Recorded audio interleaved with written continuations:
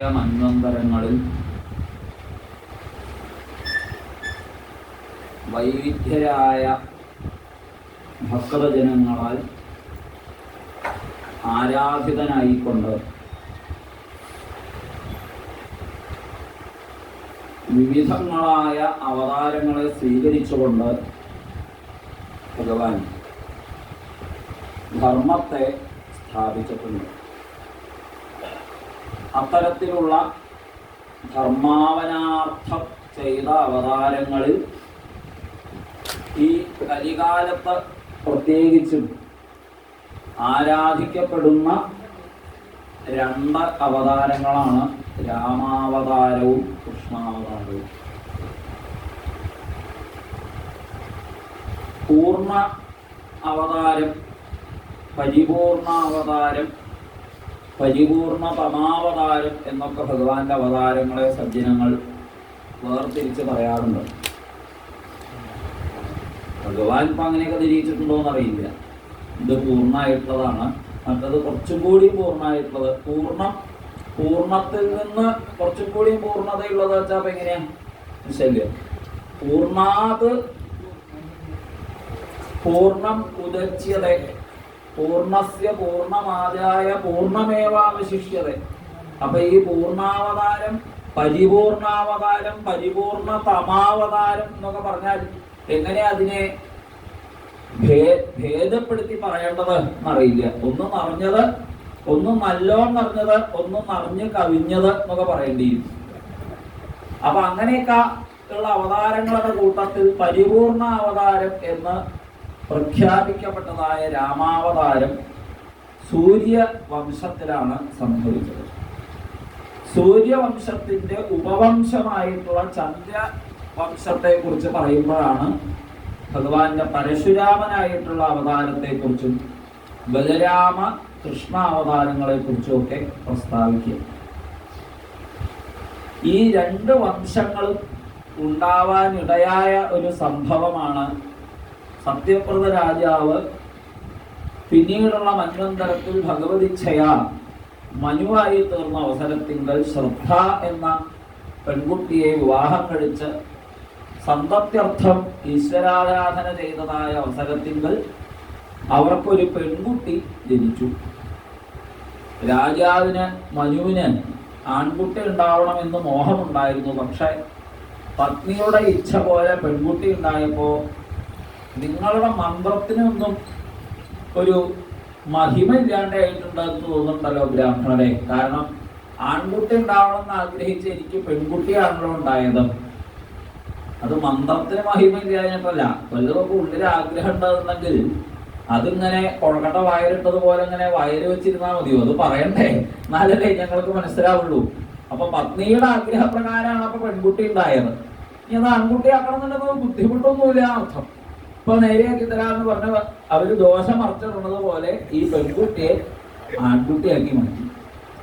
അങ്ങനെയാണ് ആ ഇള എന്ന് പേരായിട്ട് ജനിച്ച പെൺകുട്ടി സുദ്യുമ്നൻ എന്ന് പേരായിട്ടുള്ള ആൺകുട്ടിയായിട്ട് മാറിയത്. മലയാളത്തിലുള്ള പ്രകാശൻ എന്ന് പറഞ്ഞാൽ മതി, അത്രേ വേണ്ടു.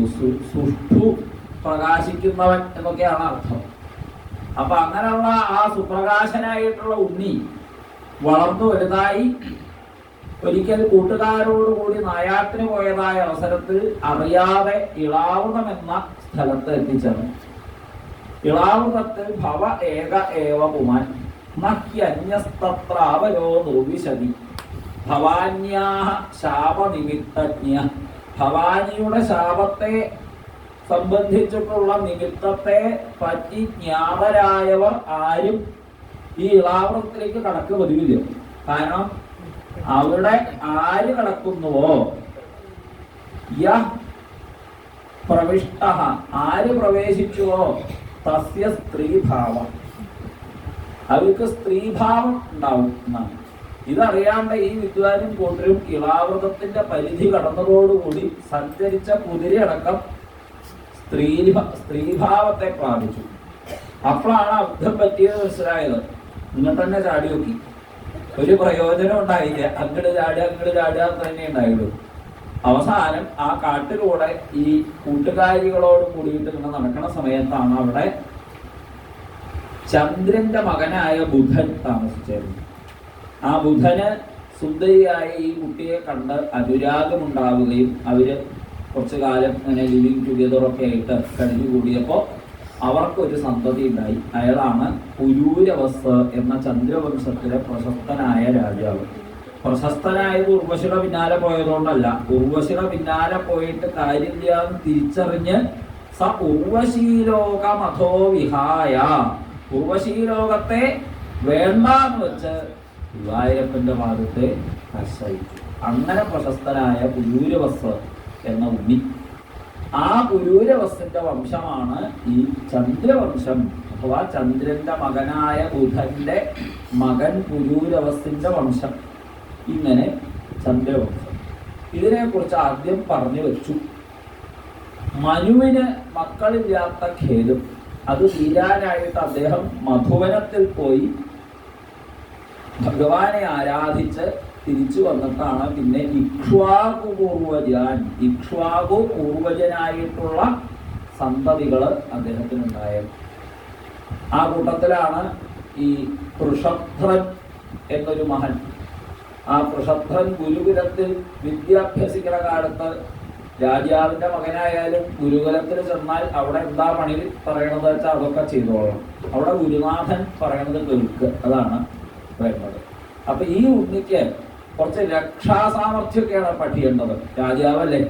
അപ്പൊ അതുകൊണ്ട് കാവലിന് പശുപാലനം ചെയ്യുന്നതായിട്ടുള്ള, അല്ലെങ്കിൽ പശുക്കളെ പാലിക്കുക വെച്ചാൽ പശുക്കളെ മറ്റുള്ള മൃഗങ്ങൾ വന്ന് ഉപദ്രവിക്കാതെ സംരക്ഷിക്കുക, രക്ഷിക്കുന്ന പ്രവൃത്തി അവിടെ ഏൽപ്പിച്ചു. അങ്ങനെ ഒരു രാത്രി എന്തോ ശബ്ദം കേട്ടു. കയ്യിലിരിക്കണ വാളെടുത്ത് ഒരു വീശി. അപ്പോഴാണ് ഇതുണ്ടായത്. ശാർദൂലത്തിനെ ശങ്കിച്ച് പുലി പിടിച്ചു എന്ന് വിചാരിച്ച് പുലിയെ വെട്ടാണ് ഉദ്ദേശിച്ചത്. പക്ഷെ വെട്ടുകൊണ്ടത് പയ്യനാണ്. പയ്യന്റെ കഴുത്തും പോയി, പുലിയുടെ ഒരു ചെവിയും പോയി. ഇതോടുകൂടിയിട്ട് ഗുരുനാഥൻ അവിടുന്ന് ഡിസ്മിസ് ചെയ്തു. പക്ഷെ അദ്ദേഹത്തിന് സംശയമൊന്നും ഉണ്ടായില്ല. ഇനിയുള്ള കാലം ഈശ്വര സേവ ചെയ്യാം. അതിന് ധാരാളം വിദ്യ പഠിക്കേണ്ട ആവശ്യമില്ല. പഠിക്കേണ്ടത് പഠിക്കുക. എന്തറിയണോ അതറിഞ്ഞു വശായാൽ പിന്നെ അവന് ജീവിക്കാൻ വിഷമമില്ല. അറിയേണ്ടത് അറിയാണ്ടിരിക്കുമ്പോഴാണ് എനിക്ക് അതിലോ ഇതിലോ ഇത് ഖേദിക്കേണ്ടി വന്നത്. എനിക്ക് ഉണ്ടാവേണ്ടതായ ധനം എന്നിലുണ്ട് എന്നറിഞ്ഞാൽ, അതാണല്ലോ ശ്വേതകേതുവിനോട് ഉപനിഷത്തില് അച്ഛൻ രാജാവ് ചോദിക്കുന്നുണ്ട്, ഉണ്ണി നീ പഠിക്കേണ്ടത് പഠിച്ചോ? എന്താണോ അറിയേണ്ടത് അത് നീ അറിഞ്ഞോ? നീ വിദ്യാഭ്യാസമൊക്കെ ചെയ്തു വന്നു, ശരി തന്നെ, നീ അറിയേണ്ടത് എന്തോ അതറിഞ്ഞോ എന്ന് ചോദിച്ചപ്പോ ആ ഉണ്ണിക്ക് എന്താ അത് അങ്ങനെ ഒരു അറിവ് എന്ന് മനസ്സിലായില്ല. അവസാനം ഉദാഹരണത്തോട് കൂടിയിട്ട് ബോധിപ്പിച്ചു, തത്വമസി, നീ എന്തറിയണോ അത് നിന്നെ അറിയ എന്നുള്ളതാണ്. ആ നിന്നെയാണ് നീ അറിയേണ്ടത്. നിന്നെ കുറിച്ച് അറിഞ്ഞാൽ അവനവൻ എന്താണ് എന്ന് ബോധ്യം വന്നാൽ പിന്നെ അവിടെ ജീവിക്കാൻ പ്രയാസമില്ല. ആ ബോധ്യം ഇല്ലാത്തത് കൊണ്ടാണ് ജീവിക്കാൻ പ്രയാസമാണ്. പ്രയാസം ഞെരുക്കം, അങ്ങനെയാ പറയുക, കഴിഞ്ഞുകൂടാൻ ഞെരുക്കം. എന്താ ഈ ഞെരുക്കുണ്ടാവാൻ കാരണം? സ്വാതന്ത്ര്യമുള്ള ദിക്കിലേക്ക് പോകാണ്ടിരിക്കുമ്പോഴാണല്ലോ ഈ ഞാൻ എൻ്റെ എന്നുള്ള വിചാരങ്ങളാകുന്ന രണ്ട് മതിലുകളുടെ നടുക്ക് അങ്ങോട്ടും ഇങ്ങോട്ടും അനങ്ങാൻ പറ്റാണ്ട് അങ്ങനെ ഞെരുങ്ങേണ്ട ആവശ്യപ്പെടാ. ഈ മതിലുകൾ അങ്ങോട്ട് പൊളിച്ചു കളയുക. ഇതാരാ കെട്ടിണ്ടാക്കാൻ പറഞ്ഞത്? ഈ മതിലുകൾ കെട്ടിണ്ടാക്കിയിട്ട് സർവതന്ത്ര സ്വാതന്ത്ര്യമാകുന്ന നിത്യാനന്ദത്തിന്റെ മഹോദധിയിലേക്ക് എടുത്ത് ചാടുക. അപ്പൊ സ്വാതന്ത്ര്യം, അതിന്റെ സന്തോഷം അനുഭവിക്കാം. അങ്ങനെ കേവലം അനുഭവിക്കാൻ മാത്രമാകുന്ന ആനന്ദമാകുന്ന സ്വരൂപത്തോടു കൂടിയ ഭഗവാനെ ആശ്രയിച്ചാൽ, മഹാജനങ്ങൾ യാതൊരു പന്ഥാക്കളിൽ സഞ്ചരിച്ചിരിക്കുന്നുവോ ആ വഴികളിലൂടെ സഞ്ചരിച്ചാൽ ആ സമുദ്രത്തിലേക്ക് എത്താം, നിത്യാനന്ദത്തിന്റെ സമുദ്രത്തിലേക്ക് എത്താം. അങ്ങനെ പൂർവികർ യാതൊരു മാർഗത്തെ അനുസരിച്ചുവോ ആ തപസ്സാകുന്ന ഈശ്വരാരാധനയാകുന്ന മാർഗത്തെ അവലംബിച്ചാവുന്നി നേരെ. മകള് കാട്ടിയ വികൃതി കണ്ട് പ്രശ്നത്തിൽപ്പെട്ടുപോയ രാജാവായിരുന്നു ശരിയാഗി. ശരിയാഗിയുടെ മകളായിട്ടുള്ള സുകന്യ കാട്ടിയ വികൃതി കൊണ്ട് ആ മകളെ ച്യവനന് വിവാഹം ചെയ്തു കൊടുക്കേണ്ടതായിട്ട് വന്നു.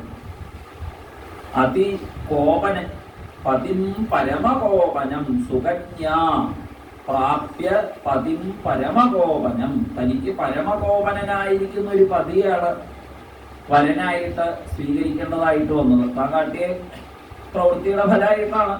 പക്ഷെ അതുകൊണ്ട് ആ കുട്ടിക്ക് അതിലൊരു പരിഭ്രമം ഉണ്ടായില്ല. താൻ ചെയ്തതിന്റെ ആ അധാർമികമായിരിക്കുന്ന അല്ലെങ്കിൽ അറിയാണ്ടെങ്കിലും ചെയ്തു പോയതായിട്ടുള്ള തെറ്റിന് ഒരു പരിഹാരം ആവട്ടെ എന്ന് വിചാരിച്ചിട്ടാണ് രണ്ട് കണ്ണും നഷ്ടപ്പെട്ട ആ മാമുനിയെ സേവിക്കാനായിട്ട് ഈ കുട്ടി തീർച്ചയാക്കിയത്.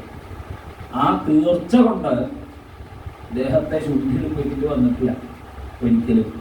പതിം പരമകോപനം ഒരു തവണ ഭാഗവത്തിൽ പറഞ്ഞു. അദ്ദേഹം വലിയ ശുദ്ധിക്കാരനാണ്, മൂക്കത്ത ശുദ്ധി എന്നൊക്കെ പറഞ്ഞു. പക്ഷെ മൂക്കത്ത എന്നല്ല, അദ്ദേഹത്തെ മിറ്റത്തും കൂടി ശുദ്ധി വരുത്താതെ ഈ സുകന്യ കഴിച്ചു കൂട്ടിയിട്ടുണ്ട്. അപ്പൊ അങ്ങനെയുള്ള ആ പാതിപ്രത്യനിഷ്ഠ കണ്ട് അദ്ദേഹത്തിന് യൗവനപ്പൊക്കെ കൊടുക്കട്ടെ എന്ന് അശ്വിനി ദേവന്മാര് വന്ന് അന്വേഷിക്കുകയും അവരുടെ അനുഗ്രഹം കൊണ്ട് ഈ ച്യവന മഹർഷിക്ക് യൗവനവും കാഴ്ചയും ഒക്കെ തിരിച്ചു കിട്ടുകയും ഒക്കെ ഉണ്ടായി. അങ്ങനെ ഇരിക്കുള്ള ഒരു ദിവസമാണ് ഈ രാജാവ് മകളെ കാണാൻ ആ വഴിക്ക് വന്ന് ഇദ്ദേഹം കണ്ട കാഴ്ച എന്താ? മകള് ആ ഒരു ചെറുപ്പക്കാരനായിട്ടുള്ള ഒരു വിദ്വാന്റെ ഒപ്പം സുഖമായിട്ട് അങ്ങനെ കഴിഞ്ഞു കൂടുന്നു. രാജാവ് വിചാരിച്ചു, ഇത് എന്താ ഒരു കഥ? ആ വയസ്സായ മഹാമുനി അദ്ദേഹത്തിന് കണ്ണു കാണില്ലല്ലോ.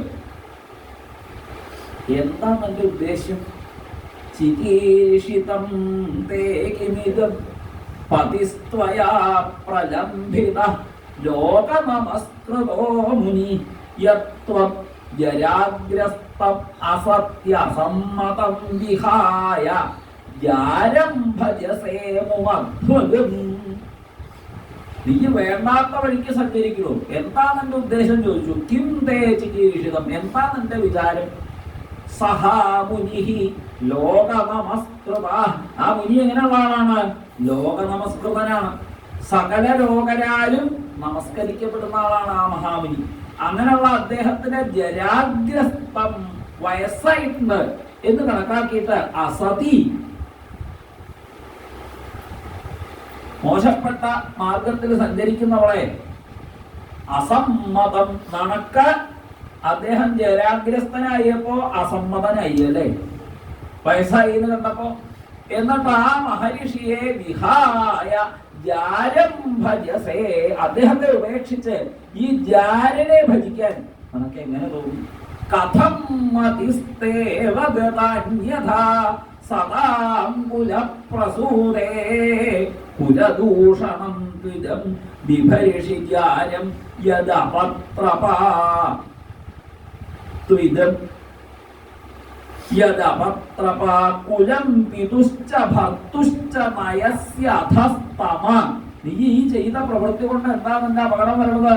നീ നിന്റെ അച്ഛന്റെയും നിന്റെ ഭർത്താവിന്റെയും കുലത്തെ അധഹ തമഹ നയസി, അധപ്പതിപ്പിക്കണു, ഇരുട്ടിലേക്ക് നയിക്കണു. ഇതാണ് നീ ചെയ്യണത്.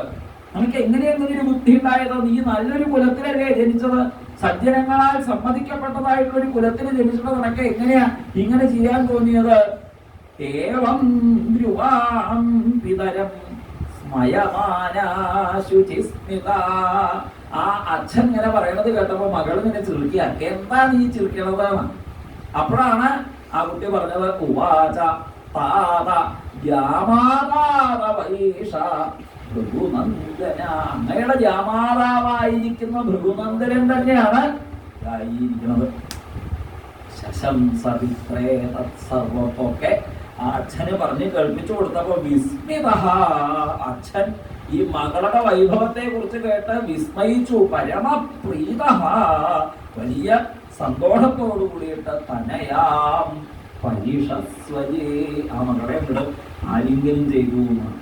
അത് കഴിഞ്ഞ് നടത്തിയതായ ഈ ച്യവന മഹർഷി നടത്തിയതായ സോമയാഗത്തില് എന്ന് പറയാ. അപ്പൊ ആ യാഗത്തില് ഈ അശ്വികൾക്കും കൂടി യാഗഭാഗം കൊടുക്കുക എന്ന് വെച്ചു. അപ്പൊ ദേവേന്ദ്രൻ അത് തടഞ്ഞു. അങ്ങനെ ഞങ്ങളുടെ കൂട്ടത്തില് ഞങ്ങളറിയാണ്ട് ചില ആൾക്കാരെ ഒപ്പം ഒഴിക്കാതിരിക്കാനൊന്നും പറ്റില്ല. അങ്ങനെ സർവാണികളോടൊപ്പം ഇരുന്ന് ഉണ്ണേണ്ട കാര്യമൊന്നും ഞങ്ങൾക്കില്ല എന്നായി ദേവേന്ദ്രൻ. അപ്പോ എന്നാ അതിനൊരു തീരുമാനമാക്കിയിട്ട് മതി എന്ന് കണക്കാക്കി ഈ ദേവേന്ദ്രൻ ച്യവന മഹർഷി യാഗം ചെയ്യണമെന്നൊക്കെ വന്നു. തന്റെ വജ്രായുധമെടുത്ത് ച്യവന മഹർഷിയുടെ നേരെ പുറപ്പെട്ട ആ ഇന്ദ്രൻ വജ്രായുധത്തോട് കൂടിയിട്ട് പ്രതിമ പോലെ സ്തംഭിച്ചു ഇങ്ങനെ നിന്നു. ആ ബ്രസീലിലോട്ട് ഒരു പ്രതിമല്ലേ ഇങ്ങനെ നിൽക്കുന്നത്, അതേപോലെ നിൽക്കുക ഈ ദേവേന്ദ്രൻ. ദേവേന്ദ്രനോട് ചോദിച്ചു, തനിക്ക് ഇങ്ങനെ നിൽക്കാനാണോ താല്പര്യം, അതോ ആ ആനയുടെ മുകളിൽ കയറിയിട്ട് അങ്ങനെ എഴുന്നള്ളണമെന്ന് ആഗ്രഹം ഉണ്ടോ, ഏതാ വേണ്ടത് ചോദിച്ചു. തിരിച്ചു പോയാൽ തിരക്കടില്ലാന്നുണ്ട്, എന്നാൽ നടത്തിക്കൊള്ളാൻ പറഞ്ഞു. അങ്ങനെ വജ്രായുധം എടുത്തു വന്ന ദേവേന്ദ്രനെ പോലും സ്തംഭിപ്പിക്കാൻ കഴിവുള്ള ആളായിരുന്നു ഈ ച്യവന മഹർഷി നൃത്തം. ആ ച്യവന മഹർഷിയുടെ കഥ അതിനുശേഷം പിന്നെ ഈ എന്താണ് ഇദ്ദേഹത്തിന്റെ ശരിയാദിയുടെ വംശത്തിലാണ് നമ്മുടെ രേവതൻ എന്നുള്ള ആനർത്ത രാജാവ് രേവതൻ ഒക്കെ ജനിച്ചത്. അദ്ദേഹത്തിന്റെ മകളായിട്ടുള്ള രേവതിയെ ബലരാമസ്വാമിക്ക് പിന്നെ കുറെ കാലം കഴിഞ്ഞ് വിവാഹം ചെയ്തു കൊടുത്തു. അപ്പൊ ഈ കാലത്തുള്ള ആളാണ് ആര്, ഈ രേവതനും രേവതിയൊക്കെ. കൃഷ്ണാവതാരവും രാമാവതാരവും ഒക്കെ എത്ര കഴിഞ്ഞിട്ടാ. അപ്പൊ അദ്ദേഹം ഈ സമയത്ത് ഏതാണ്ട് ഈ കാലത്ത് എന്ത് ചെയ്തിട്ടുണ്ട്, അവിടുന്ന് ആ ബ്രഹ്മാവിന്റെ നാട്ടില് പോയി മകളുടെ ജാതകം നോക്കാൻ പോയതാണ്. ഈ ജാതകം നോക്കാൻ പോയാൽ ഇതാ കുഴപ്പേ, ജാതകം നോക്കിയില്ലാണ്ട് ഒരിക്കലും കല്യാണം കഴിയും. ജാതകം നോക്കാൻ പോയാൽ പിന്നെ കാലോഭിയാത തൃണവ ചതുര്യുഗ വികൽപ്പിത 27 ചതുര്യുഗം കഴിഞ്ഞു. അത്ര ഒന്ന് ആലോചിച്ച് നോക്കണേ. 27 അതിന്റെ അപ്പുറം കഴിയും. 27 കഴിഞ്ഞാൽ പിന്നെ ഈ അധികം ആലോചിക്കണ്ടെന്ന് അർത്ഥം. വല്ലാണ്ട് ആലോചിച്ചാൽ അങ്ങനെയാണ്. ഒരു കാലമൊക്കെ ആയി കഴിഞ്ഞാൽ അങ്ങോട്ട് പിന്നെ ഈ ജാതകമൊക്കെ പൊരുത്തൊക്കെ ശരിയായി. രണ്ടാളും നല്ല സ്നേഹം, ഒരാൾ തെക്കോട്ടും മറ്റേ വടക്കോട്ടും വെച്ചാൽ വല്ല കാര്യമുണ്ടോ? അപ്പൊ അതുകൊണ്ട് വലിയ കഥയില്ല. വേണ്ടത് എന്താ, മാനസികമായിട്ടുള്ളൊരു പൊരുത്താണ്. അതല്ലാന്നുണ്ടെങ്കിൽ ഇതൊക്കെ നന്നായി പൊരുത്തമൊക്കെ ഉണ്ടാവും, പക്ഷെ കാലം ചിലപ്പോൾ കുറച്ചങ്ങോട്ട് പോയി എന്ന് വരും നടത്തും. എന്തായാലും നല്ലൊരു ഭർത്താവിനെ പിന്നെ ഈ രേവതിക്ക് കിട്ടിയത് ആ വിധാതാവിന്റെ അനുഗ്രഹം കൊണ്ട് ഭഗവാനെ തന്നെ ബലരാമനെ തന്നെ കിട്ടി. എന്തായാലും അങ്ങനെയുള്ള കഥ അതും കൂടി പറഞ്ഞിട്ടാണ് അധ്യായം കഴിയുക. പിന്നീട് ഈ നഭകന്റെ കഥ. നഭകന്റെ മക്കള് ഉണ്ടായിരുന്നവരിൽ ഒരു ഉണ്ണിക്ക് നാഭാഗൻ എന്ന് പേര്. നാഭാഗൻ എന്ന് വെച്ചാൽ നഭകന്റെ മകൻ എന്ന് തന്നെ അർത്ഥമുള്ളൂ. നഭകസ്യ അപത്യം കുമാൻ നാഭാഗൻ. ആ നാഭാഗന് ഏതാണ്ട് പേര് പോലെ തന്നെ ഭാഗം ഉണ്ടായില്ല. ഭാഗം എല്ലാവർക്കും വെച്ചു കൊടുത്ത സമയത്ത് ഈ ഉണ്ണി വിദ്യാഭ്യാസത്തിനൊക്കെ ആയിട്ട് ഉയർത്തിയിരുന്നു. അങ്ങനെ വിദ്യാഭ്യാസമൊക്കെ കഴിഞ്ഞ് തിരിച്ചു വന്നപ്പോ എന്താ ചെയ്യാ, അച്ഛാ എനിക്കുള്ള ഭാഗം ഒന്നും കിട്ടിയില്ലല്ലോ. അപ്പോ യവിഷ്ടം വ്യഭജന്തായം ബ്രഹ്മചാരിണമാഗതം ഭ്രാതരോഭാന്തര കിം മഹ്യം ഭജാമ. ഞാനെന്താ, എവിടെയാ ഞാൻ താമസിക്കുക, എനിക്കെന്താ ഭാഗം ചോദിച്ചു. പിതരം ഭജസ്വ. ഇല്ലേ, നല്ല ഭാഗമായിട്ട് ഈ അച്ഛനെ എടുത്തോ, സ്വന്തമായിട്ടെടുത്തോ, ഞങ്ങൾ ആരും ചോദിക്കാൻ പറ്റില്ല എന്നുള്ള ഛായരായി ബാക്കി സഹോദരന്മാര്. ത്വാം മമ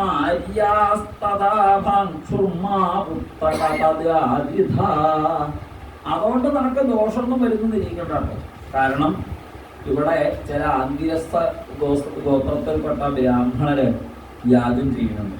അപ്പോ അവര് കർമ്മണി മുഖ്യന്തി, അവർക്ക് ചില ക്രിയകളിലൊക്കെ സംശയം വരും, ചില മന്ത്രങ്ങൾ അവർക്ക് തോന്നാണ്ട വരും. അപ്പോ അവർക്ക് ആ 2 സൂക്തം തോന്നാണ്ടിരിക്കുന്നതായ ഒരു അവസരത്തില് നീ അവിടെ ചെന്ന് അവർക്കത് പറഞ്ഞു കൊടുക്കുക. തേ സ്വരീയന്തഹാധനം സത്രപരിശേഷിതം ആത്മനഃ. അവര് ആ സത്രം കഴിഞ്ഞ് ബാക്കിയുള്ളത് എന്തൊക്കെ വെച്ചാൽ അതൊക്കെ നമുക്ക് തരും. അതുകൊണ്ട് നമുക്ക് സുഖമായിട്ട് കഴിഞ്ഞുകൂടാം. അങ്ങനെ ഈ ഉണ്ണി ഒഴിഞ്ഞു പുറത്തു. അങ്ങനെ ആ യാഗം കഴിഞ്ഞ് ബാക്കിയുള്ളതൊക്കെ സ്വീകരിക്കാനായിട്ട് തം കശ്ചിത് സ്വീകരിഷ്യന്തം പുരുഷ കൃഷ്ണദർശന ഉവാചോ പരതോഭ്യേത്യ മമേദം വാസ്തുകം വസുഹു. ഈ യാഗം കഴിഞ്ഞ് ബാക്കിയുള്ളതൊക്കെ എന്റെയാണ് എന്ന് പറഞ്ഞ് ഒരു കൃഷ്ണദർശനൻ, ഒരു കാട്ടാളൻ അവിടേക്ക് വന്നു. കണ്ടാൽ കറുമ്പൻ, അങ്ങനെ ഒരു വിദ്വാൻ അവിടേക്ക് വന്നു. എന്നിട്ട് ഇതൊക്കെ എന്റെയാണ് എന്ന് പറഞ്ഞു. മമേദം എന്ത് പറഞ്ഞു? അല്ലല്ലാതെ എന്റെയാണ്, ഇതെനിക്ക് ഋഷികൾ തന്നതാ. ഞാൻ അച്ഛനോട് ചോദിക്കട്ടെ. ഈ അച്ഛനോടോ അമ്മാവനോടോ ആരോടാച്ചാ ചോദിച്ചു വന്നു. അങ്ങനെ ഈ ഉണ്ണി പോയി. അവിടെ ചെന്ന് നാഭാഗൻ അച്ഛനോട് ഈ കഥ പറഞ്ഞപ്പോ അദ്ദേഹം പറഞ്ഞു, യജ്ഞവാസ്തുഗതം സർവം ഉച്ഛിഷ്ടവൃഷയ ക്വചിൽ ചക്രോ വിഭാഗം രുദ്രായ സദേവ സർവമരിഹതി. യജ്ഞത്തെ എന്താണ് യജ്ഞത്തിന്റെ ഭാഗം എന്തായിട്ടാണ്? യജ്ഞോച്ഛിഷ്ടം. അതാണ് മഹാദേവനുള്ള യാഗഭാഗം. യജ്ഞത്തിൽ എന്തെന്ത് ബാക്കിയോ അതൊക്കെ മഹാദേവന് അരിഹതപ്പെട്ടതാണ്. ചക്രുഹു വിഭാഗം രുദ്രായ, അതുകൊണ്ട് സദേവ സർവമരിഹതി. അദ്ദേഹം എല്ലാത്തിനും അരിഹത അദ്ദേഹത്തിനാണ്. അതുകൊണ്ട് അദ്ദേഹം പറഞ്ഞാൽ എടുക്കാം എന്ന് ഈ അച്ഛൻ മകന് പറഞ്ഞു. ഉടനെ ഈ ഉണ്ണി എന്ത് ചെയ്തു? ഓടിച്ചെന്ന് അദ്ദേഹത്തോട് നമസ്കരിച്ചു. എന്നിട്ട് അദ്ദേഹം, മഹാദേവ, ഇതൊക്കെ അങ്ങയുടെയാണ് അല്ലേ, ഞാൻ അറിയാണ്ട് എന്റെയാണെന്ന് വിചാരിച്ചു കേട്ടോ, അങ്ങ് എന്നോട് പ്രസാദിക്കണേ എന്ന് പറഞ്ഞാൽ നമസ്കരിക്കാണ്ടായത്. യത്തേ പിതാവത് ധർമ്മം ത്വഞ്ച സത്യം പ്രഭാഷസേ. മഹാദേവൻ അതിലേറെ സന്തോഷായി. എന്താ ഉണ്ടായത്? തേ പിതാ അവതത് ധർമ്മം.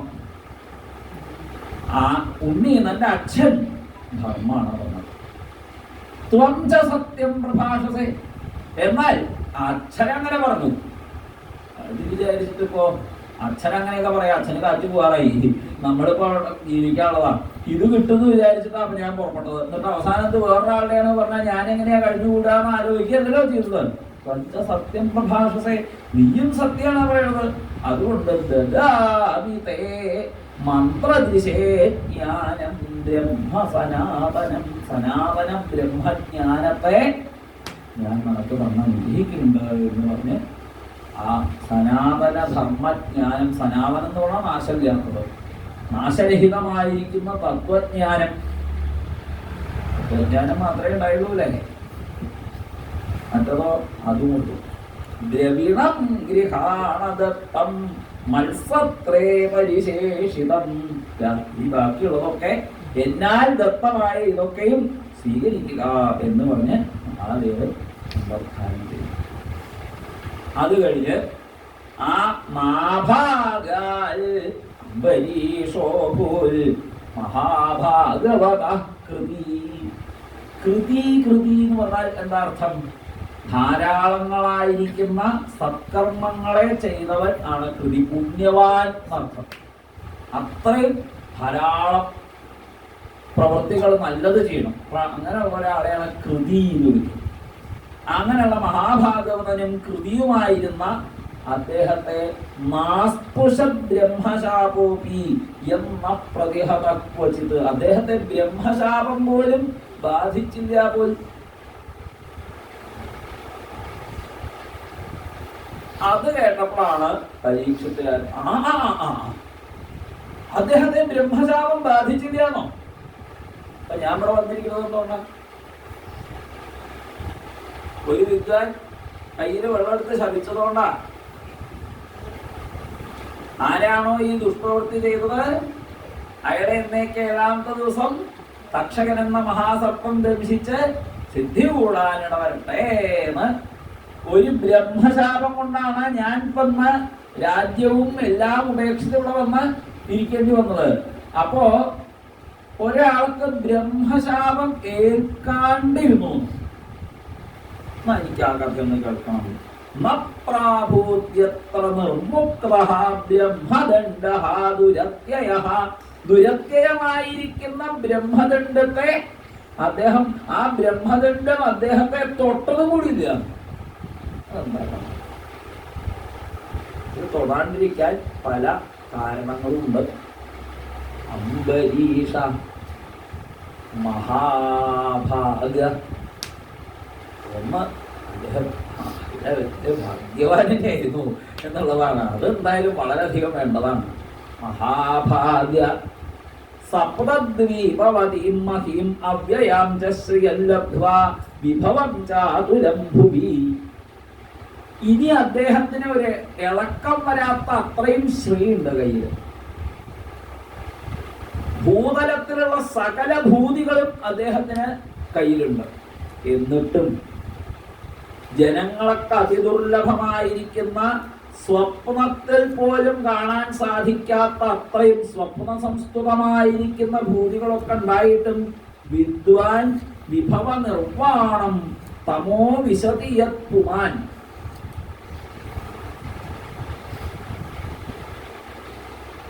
ഇതിലൊക്കെ കണ്ണ് മഞ്ഞളിച്ചാൽ തനിക്ക് അധപ്പതനുണ്ടാവും എന്ന അറിവുള്ളത് കൊണ്ട് ഇദ്ദേഹം അവയൊക്കെ എന്ത് ചെയ്തു?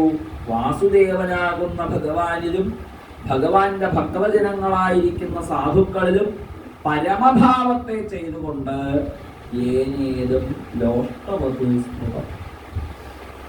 അദ്ദേഹമൊക്കെ വെറും മണ്ണാങ്കട്ട പോലെ സ്മരിച്ചു. കാരണം മണ്ണാങ്കട്ട അങ്ങനെ എപ്പോ വേണമെങ്കിൽ അലിഞ്ഞു പോവാം, അപ്പൊ എപ്പോ വേണമെങ്കിൽ പൊടിഞ്ഞു പോവാം.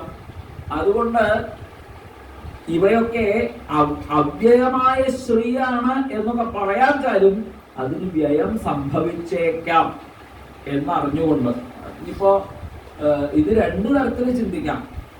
ധാരാളം ഭൂതി വിഭൂതികളുണ്ട്. പക്ഷെ അത് അനുഭവിക്കാൻ നമ്മുടെ ഈ കണ്ണും മൂക്കും ഒക്കെ തന്നെയല്ലേ ഉള്ളൂ. വലിയൊരു ചരക്ക് നിറച്ച് പായസം വെച്ചിട്ടുണ്ടെന്ന് ചോദിച്ചാൽ അത് മുഴുവൻ ഇരുന്നുണ്ണാൻ ഒരാൾക്ക് പറ്റുമോ? ഇതില്ല. പണ്ടൊക്കെ വെച്ചാൽ കുറച്ചും കൂടി ഒക്കെ നോക്കാറുണ്ട്. പിന്നെ പിന്നെ പിന്നെ പിന്നെ ഇപ്പൊ പായസത്തിന്റെ ഒക്കെ അളവ് ആ ചെറിയ ഗ്ലാസ്സില് പകുതി അതാവുമ്പോഴൊക്കെ എന്നെ അള്ളുക്ക് വയ്യ. ഓ ഇനിയൊന്നും വേണ്ടേ, മതി മതി. പിന്നെ ചിലരൊക്കെ ഇപ്പൊ വല്ലാണ്ട ചില ഡയറ്റൊക്കെ തുടങ്ങിയിട്ടുണ്ട്. വെളുപ്പതൊന്നും കഴിക്കില്ല, പഞ്ചസാര കഴിക്കില്ല, പാലൊട്ടും കുടിക്കില്ല, ഉപ്പ് വയ്യ, അങ്ങനല്ലേ? വെളുത്തതൊന്നും വയ്യാന്നാണ്, വെളുത്തതൊക്കെ വിഷാന്നാണ്. എന്നാ പണ്ട് അങ്ങനെയല്ല. പണ്ട് ഒക്കെ വെളുവെളുന്നനെ ആവണം എന്നാ പറയുക. അപ്പൊക്കെ വെളുത്തതൊക്കെ മോശാന്നാ ഇപ്പൊ പറയണത്. എന്തായാലും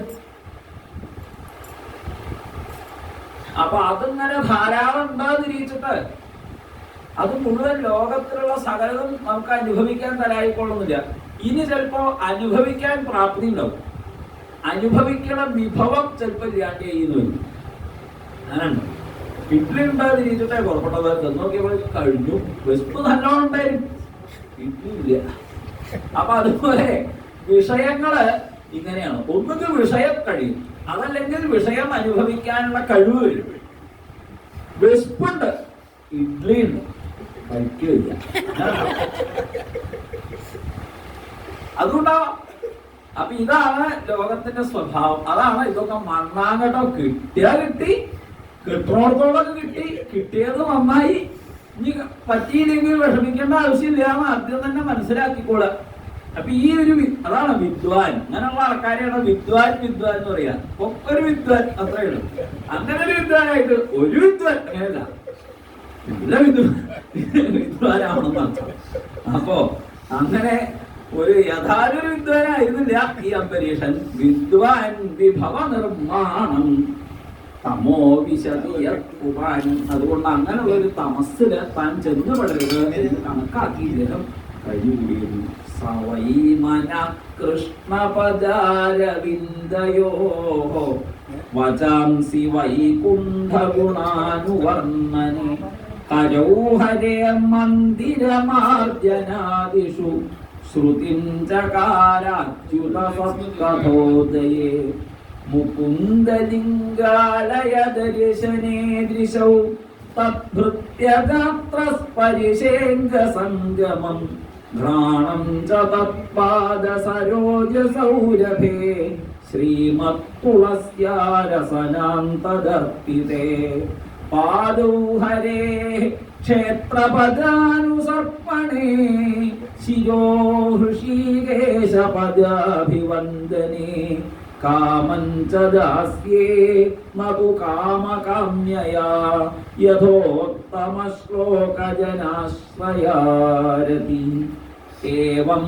സദാ കർമ്മ കലാപമാത്മനഃ പരേധി യജ്ഞേ ഭഗവത്യധോക്ഷജേ സർവാത്മഭാവം വിദധൻ മഹീമിമാം തന്നിഷ്ഠ വിപ്രാഭിഹിത ശശാസഹ. സവൈ അദ്ദേഹമാകട്ടെ എന്ന് പറഞ്ഞ പിന്നീട് പറയാ ഒരു ധാരാളമായിട്ട്. അദ്ദേഹത്തിന്റെ മനസ്സ് എവിടെയായിരുന്നു? കൃഷ്ണപദാരവിന്ദയോ, ഭഗവാനിൽ ആയിരുന്നു അദ്ദേഹത്തിന്റെ, ഭഗവാന്റെ പാദാരവിന്ദങ്ങളിലായിരുന്നു അദ്ദേഹത്തിന്റെ മനസ്സ്.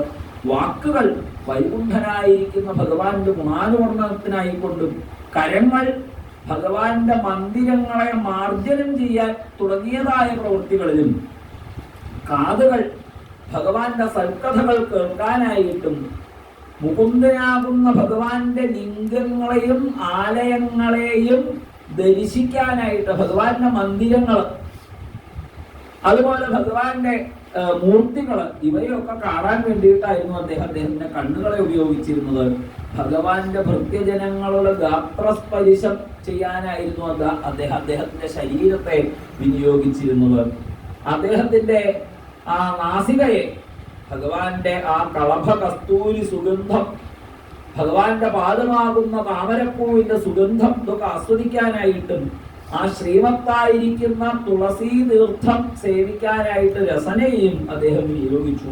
തന്റെ പാദങ്ങളെ ഭഗവാന്റെ ക്ഷേത്രത്തിൽ പ്രദക്ഷിണം ചെയ്യാനും, ശിരസ് ഭഗവാന്റെ പാദങ്ങളെ നമസ്കരിക്കാനും, തന്റെ അന്തരംഗത്തിലുള്ള കാമം, അത് ചിലപ്പോ ആവശ്യമില്ല. നമ്മളിപ്പോ പ്രത്യേകിച്ച് കാത് അടച്ചു വെക്കാൻ പറ്റാത്ത സാധനം. അപ്പൊ അതുകൊണ്ട് വല്ലവരൊക്കെ പറഞ്ഞാൽ അതൊക്കെ കാതിലേക്ക് വന്നു വീഴും. അതേപോലെയാണ് നമ്മുടെ മനസ്സിന്റെ സ്വഭാവം. എന്താ? ആഗ്രഹിക്കുക എന്നുള്ളതാണ്. ഇദ്ദേഹത്തിന്റെ മനസ്സിലും ആഗ്രഹിക്കുക എന്നുള്ള സ്വകീയമായ സ്വഭാവം ഉണ്ടായിരുന്നു. പക്ഷെ ആഗ്രഹം എന്തായിരുന്നു? ദാസ്യേ, എന്നാൽ എല്ലാവരും സേവിക്കപ്പെടട്ടെ എന്നുള്ളതാണ്.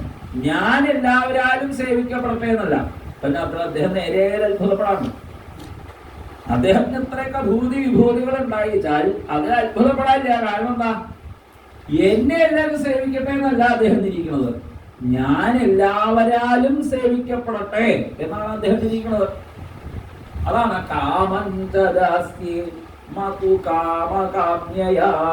വേണ്ടാത്ത ഓരോരോ ആഗ്രഹങ്ങൾ, ആർത്തികൾ സാധിപ്പിക്കാനല്ല അദ്ദേഹത്തിന് ആഗ്രഹം ഉണ്ടായിരുന്നത്. ഉത്തമ ശ്ലോക ജനങ്ങളായിരിക്കുന്ന ഭഗവാനെ ആശ്രയിച്ചിരിക്കുന്ന ഭക്തജനങ്ങളെ ആശ്രയിക്കുന്നതിലായിരുന്നു അദ്ദേഹത്തിന് ഏറ്റവും താല്പര്യം ഉണ്ടായിരുന്നത്. ഇങ്ങനെ തന്റെ കർമ്മകലാപങ്ങളെ ഭഗവാനുള്ള ഒരു യജ്ഞമായിട്ട് സമർപ്പിച്ചുകൊണ്ട് സർവാത്മഭാവേന ഈ ഭൂമിയെ സജ്ജനങ്ങളുടെ നിർദ്ദേശപ്രകാരം അദ്ദേഹം ഭരിച്ചു. അങ്ങനെ കഴിഞ്ഞുകൂടിയിരുന്ന അദ്ദേഹത്തിന്, നിസ്സംഗനായി കഴിഞ്ഞുകൂടിയിരുന്ന അദ്ദേഹത്തിന് ഒരു വ്രതാനുഷ്ഠാനം ഉണ്ടായിരുന്നു. അതാണ് ദ്വാദശി വ്രതം. ആ ദ്വാദശി വ്രതം ഒരു വർഷം തുടങ്ങിയ ദ്വാദശി മുതൽ അടുത്ത വർഷത്തില് ആ ദ്വാദശിക്ക് മുമ്പേ വരുന്ന ദ്വാദശി വരെ ഉള്ള എല്ലാ ഏകാദശി ദിവസവും നിരാഹാരം അനുഷ്ഠിച്ച് ദ്വാദശിക്ക് പാരണമില്ല. അങ്ങനെ ഒരിക്കൽ ആ കഴിഞ്ഞുകൂടിയിരുന്ന അദ്ദേഹത്തെ അനുഗ്രഹിക്കാനായിട്ട് ദുർവാസാവ് മഹർഷി സമ്മേളിച്ചു. ഇദ്ദേഹത്തിന്റെ ഈ ഭക്തിയിൽ ഏറ്റവും സംതൃപ്തരായിരിക്കുന്ന ഭഗവാനാകട്ടെ തസ്മൈ അദാത് ഹരിശ്ചക്രം പ്രത്യനീക ഭയാവഹം ഏകാന്ത ഭക്തിഭാവേന പ്രീതഃ ഭൃത്യാഭിരക്ഷണം. തന്റെ ഭൃത്യജനങ്ങളെ അഭിരക്ഷിക്കുന്നതായ സ്വഭാവത്തോടു കൂടിയതും പ്രത്യനീക ഭയാവഹം, ആരെതിർത്തു വരുന്നോ അവർക്ക് ഭയമുളവാക്കുന്നതും ആയ തന്റെ ഭൃത്യനും ആയിരിക്കുന്ന സുദർശനമാകുന്ന ചക്രത്തെ, ഏകാന്ത ഭക്തിഭാവത്തെ അനുശീലിച്ചതായ ഈ അംബരീഷന് ഭൃത്യനായിട്ട് ഭഗവാൻ നൽകി. അപ്പൊ അദ്ദേഹത്തിന് സുഖായി. ആരൊക്കെ? അംബരീഷന്. കാരണം ഇനി വേറെ ഒരു കൂട്ടൊന്നും അപ്പൊ അദ്ദേഹം നോക്കിക്കോളും, സുദർശനം നോക്കിക്കോളും. അപ്പൊ ഇദ്ദേഹം ചെയ്തു? തുല്യശീലയാ മഹിഷ്യ കൃഷ്ണം ആരിരാധയുഷുഹു. ഭഗവാനെ ആരാധിക്കാനായിട്ട് തന്റെ തുല്യശീലയായിരിക്കുന്ന മഹിഷിയോടുകൂടി വേണ്ടതുപോലെ ആ കാളിന്തി നദിയിലെ സ്നാനാദികളെ ചെയ്തുകൊണ്ട് മധുവനത്തിൽ ഇരുന്ന് ഭഗവാനെ ആരാധിക്കാൻ തുടങ്ങി, അർച്ചിക്കാൻ തുടങ്ങി.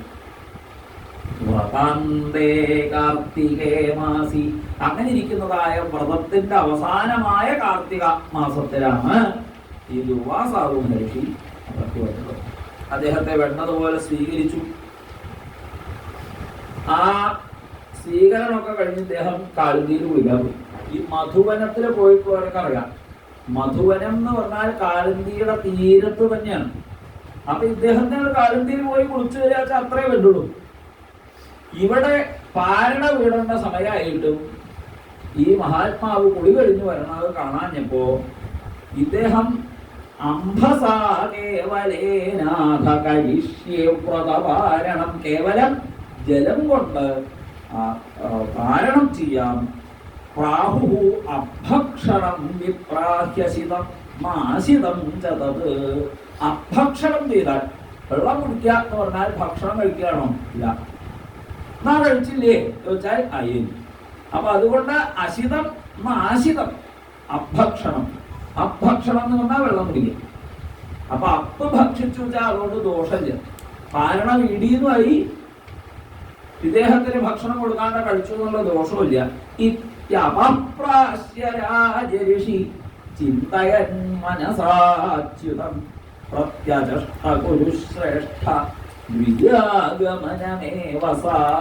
ആ ദ്വിജന്റെ ആഗമനത്തെ കാക്ഷിച്ചുകൊണ്ട് ഗുരുവായൂരപ്പാന്ന് വിചാരിച്ചിരിക്കുന്ന സമയത്താണ് ദുർവാസ യമുനാമൂലാൽ കൃതാവശ്യക ആഗത. ദുർവാസാവ് ആ യമുനാതീരത്ത് നിന്ന് അദ്ദേഹത്തിന്റെ സന്ധ്യാവന്തനാദികളൊക്കെ കഴിഞ്ഞ് തിരിച്ചുകൊടുത്തിയപ്പോ രാജ്ഞാഭിനന്ദിത മനസ്സുകൊണ്ട് അറിഞ്ഞു എന്നാണ്. എന്താ ഈ രാജാവ് ചെയ്തത്? മാപ്പിളക്ക് അദ്ദേഹത്തിന്റെ ശരീരം ഇങ്ങനെ എന്താണ് ആവാത് ചൂടം കുറയ്ക്കാൻ തുടങ്ങിയെന്നാണ്. ആ നെറ്റിയിലുള്ള കുടിലമായിരിക്കുന്ന അഗ്നികൾ പുറപ്പെട്ടു.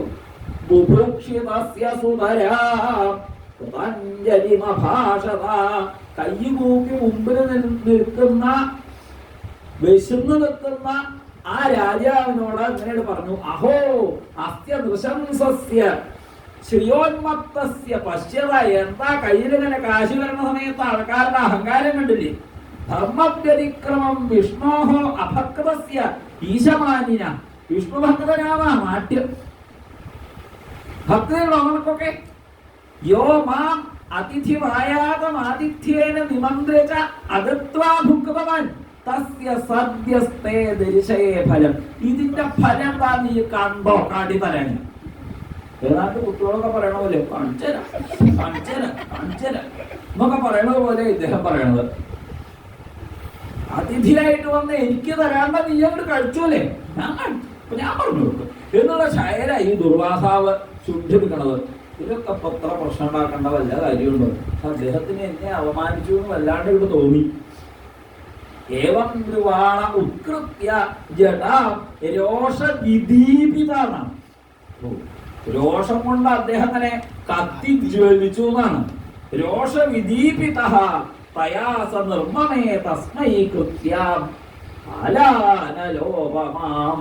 കാലാഗ്നിയെ പോലെ ജ്വലിക്കുന്ന കൃത്യ എന്നൊരു ഭൂതത്തെ അങ്ങോട്ട് സൃഷ്ടിച്ചു. കയ്യിലൊരു വാളും പിടിച്ചു വരുന്ന അവളെ കണ്ടിട്ട്, തന്റെ നേരെ പാഞ്ഞെടുക്കുന്ന ആ ഭൂതത്തെ കണ്ടിട്ട് ഈ അംബരീഷൻ ഒരടി അവിടെ മാറി നിന്നില്ല. ഈ ഭൂതം തന്നെ പേടിപ്പിക്കോ എന്നുള്ള പേടിയും കൂടി അദ്ദേഹത്തിന് ഉണ്ടായിട്ടില്ല. ഒരടിയോട് മാറിയിട്ടില്ല. എന്താ കാരണം? സുദർശനം ഉണ്ടാച്ചിട്ടോ? അതൊന്നുമല്ല. പിന്നെയോ താൻ തെറ്റ് ചെയ്തിട്ടില്ല നല്ല ഉറപ്പുണ്ട്, പിന്നെ എവിടെ കൈ മാറണം. അബദ്ധം കാട്ടിയിട്ടില്ല എന്ന് ഉറപ്പുണ്ടെങ്കിൽ പിന്നെ കാര്യം എടുക്കേണ്ട ആവശ്യമില്ല. അബദ്ധം കാട്ടിയിട്ടുണ്ടോ എന്ന് സംശയം ഉണ്ടെങ്കിൽ അപ്പ ചടി ഉണ്ടാവും. അത് ചടിയിട്ടില്ല. എന്താ കാരണം? ഉറപ്പുണ്ട് താൻ തെറ്റ് ചെയ്തിട്ടില്ല. അതുകൊണ്ടാണ് ഈ അദ്ദേഹം പ്രാഗ്ദിഷ്ടം ഭൃത്യരക്ഷായാം പുരുഷേണ മഹാത്മന ദദാഹത കൃത്യാന്താം ചക്രം കുദ്ധാഹിനി വപാവക.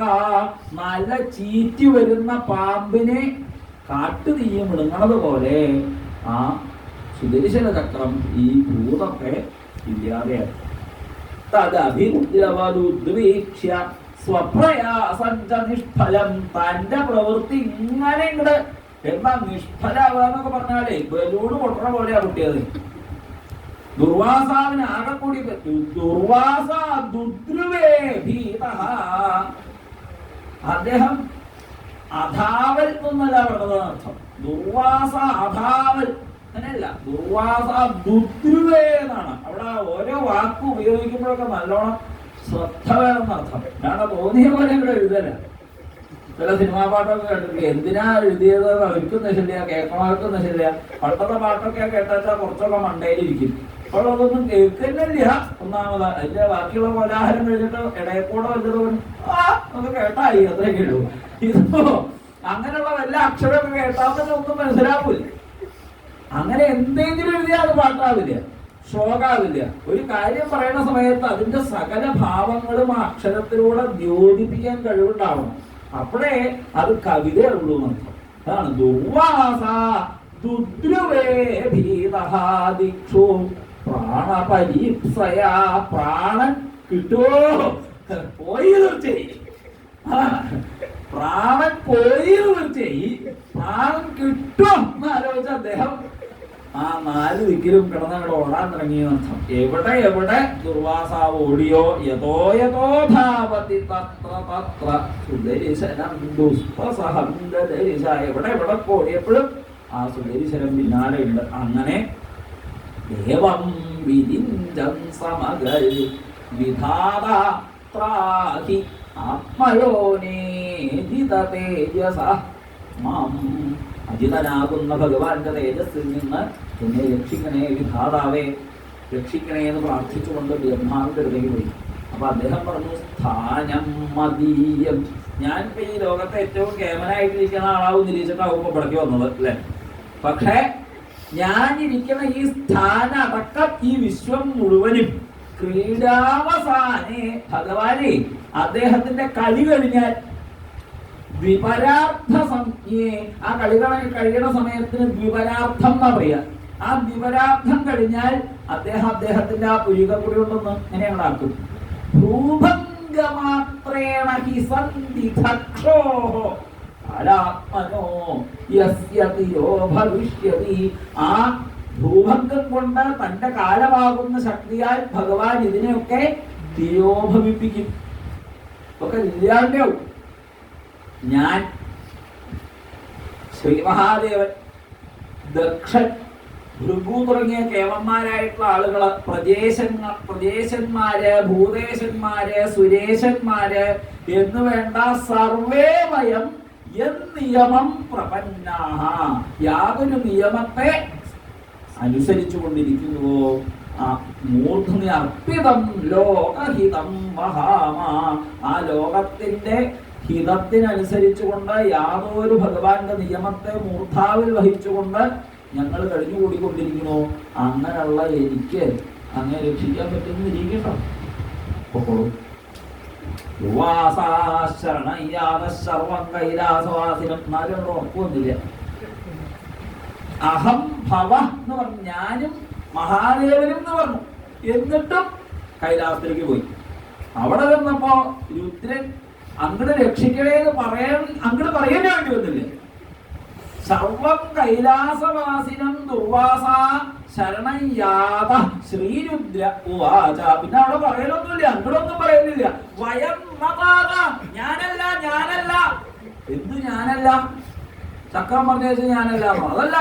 വയം പ്രഭവാമ, എനിക്ക് പറ്റില്ല. അപ്പൊ എന്തിനു വരാതാലും വിരോധമില്ല, എനിക്ക് പറ്റില്ല. കാരണം പിന്നാലെ സുദർശന ചക്രാണുള്ളതേ. മാത്രല്ല ആകെ ഈ ഹിമപർവ്വതാണത്. ഒക്കെ കൂടിയിട്ട് ഈ ചൂടത്ത് പതഞ്ഞ കഥ കഴിയാനും മതി. അതുകൊണ്ട് ഈ